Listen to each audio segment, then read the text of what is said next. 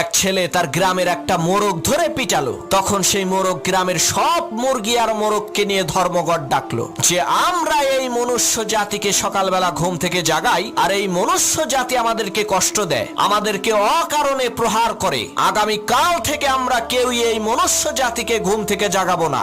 দেখি ওরা কি করে কাজকর্ম করে খায়। যে কথা সেই কাজ। তারপরের দিন সকালে সেই গ্রামের একটা মোরগও ডাকাডাকি করলো না, চুপ করে রইলো। কিন্তু তারা ক্ষোভ থেকে বের হয়ে দেখলো একই অবাক কাণ্ড। গ্রামের সব মানুষ ঘুম থেকে উঠে তারা তাদের কাজকর্ম করছে। তখন গ্রামের সকল মুরগি আর মোরগ বুঝতে পারলো আমরা যদি না থাকি, বাকবাকুম করে না ডাকি, তাহলে মানুষের জীবন ধারায় কোনো পরিবর্তন হবে না। ঠিক একইভাবে বন্ধু, তুমিও যদি না থাকো এই পৃথিবীর কিছুই আসবে যাবে না। তুমি তো ভালো, পৃথিবীর বিশাল বড় রাজা বাদশাহ নবী রাসূল তারাও চলে গেছে, তাই বলে কি পৃথিবী থেমে আছে? পৃথিবী তার আপন গতিতে চলছে আর কিয়ামত পর্যন্ত।